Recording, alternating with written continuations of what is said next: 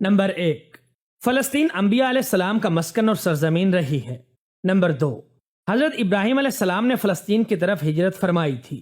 Number 3، اللہ تعالیٰ نے حضرت لوط علیہ السلام کو اس عذاب سے نجات دی جو ان کی قوم پر اس جگہ یعنی فلسطین میں نازل ہوا تھا۔ نمبر 4، حضرت داؤد علیہ السلام نے اسی سرزمین پر اپنی رہائش رکھی اور یہیں اپنا ایک محراب بھی تعمیر فرمایا۔ نمبر 5، حضرت سلیمان علیہ السلام اسی ملک میں بیٹھ کر ساری دنیا پر حکومت فرمایا کرتے تھے۔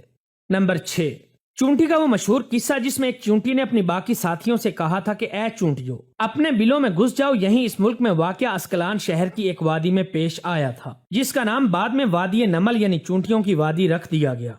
نمبر 7، حضرت زکریا علیہ السلام کا محراب بھی اسی شہر میں واقع ہے۔ نمبر 8، حضرت موسیٰ علیہ السلام نے اسی ملک کے بارے میں اپنے ساتھیوں سے کہا تھا کہ اس مقدس شہر میں داخل ہو جاؤ۔ آپ نے اس شہر کو مقدس اس شہر کے شرک سے پاک ہونے اور انبیاء علیہ السلام کا مسکن ہونے کی وجہ سے کہا تھا۔ نمبر 9، اس شہر میں کئی معجزات وقوع پذیر ہوئے جن میں ایک کنواری بی بی حضرت مریم علیہ السلام کے بطن سے حضرت عیسیٰ علیہ السلام کی ولادت مبارکہ بھی ایک معجزہ ہے۔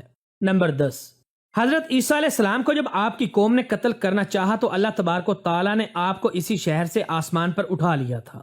نمبر 11، ولادت کے بعد جب عورت اپنی جسمانی کمزوری کی انتہا پر ہوتی ہے، ایسی حالت میں بی بی مریم سلام اللہ علیہ کا کھجور کے تنے کو ہلا دینا بھی ایک معجزہ الہی ہے جو کہ فلسطین میں ہی پیش آیا تھا۔ نمبر 12، قیامت کی علامات میں سے ایک حضرت عیسیٰ علیہ السلام کا زمین پر واپس تشریف لانا اسی شہر کے مقام سفید مینار کے پاس ہوگا۔ نمبر 13، اسی شہر کے ہی مقام باب لد پر حضرت عیسیٰ علیہ السلام مسیح دجال کو قتل کریں گے۔ نمبر 14، بعض روایات کے مطابق فلسطین ہی ارض محشر ہے۔ نمبر 15، اسی شہر سے ہی یاجوج و ماجوج کا زمین میں قتال اور فساد کا کام شروع ہوگا۔ نمبر 16، اسی شہر میں وقوع پذیر ہونے والے قصوں میں ایک قصہ طالوت اور جالوت کا بھی ہے۔ نمبر 17، فلسطین کو نماز کی فرضیت کے بعد مسلمانوں کا قبلہ اول ہونے کا اعزاز بھی حاصل ہے جب حضرت جبرائیل علیہ السلام دوران نماز ہی حکم ربی سے آقا کریم علیہ السلام کو مسجد اقصی فلسطین سے بیت اللہ کعبہ شریف مکہ مکرمہ کی طرف رخ کروا گئے تھے۔ جس مسجد میں یہ واقعہ پیش آیا وہ مسجد آج بھی مسجد قبلتین کہلاتی ہے۔ نمبر 18، حضور اکرم صلی اللہ علیہ وآلہ وسلم معراج کی رات آسمان پر جانے سے پہلے مکہ مکرمہ سے یہاں یعنی بیت المقدس تشریف لائے تھے۔ نمبر 19، سرکار دو عالم صلی اللہ علیہ وآلہ وسلم کے ساتھ انبیاء علیہ السلام نے یہاں نماز ادا فرمائی۔ اس طرح فلسطین ایک بار پھر تمام انبیاء علیہ السلام کا مسکن بن گیا۔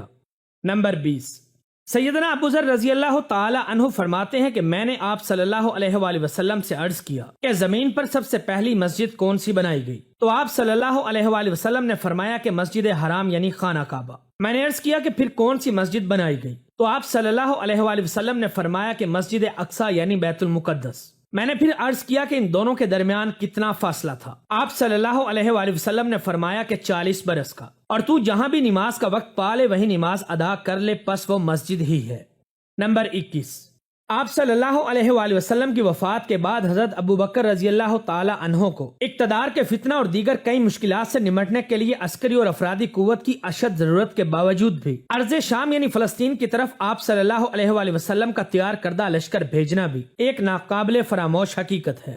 نمبر 22، اسلام کے سنہری دور یعنی دور فاروقی میں دنیا بھر کی فتوحات کو چھوڑ کر محض فلسطین کی فتح کے لیے خود سیدنا عمر رضی اللہ تعالی عنہ کا چل کر آنا اور یہاں پر نماز ادا کرنا اس شہر کی عظمت کو اجاگر کرتا ہے۔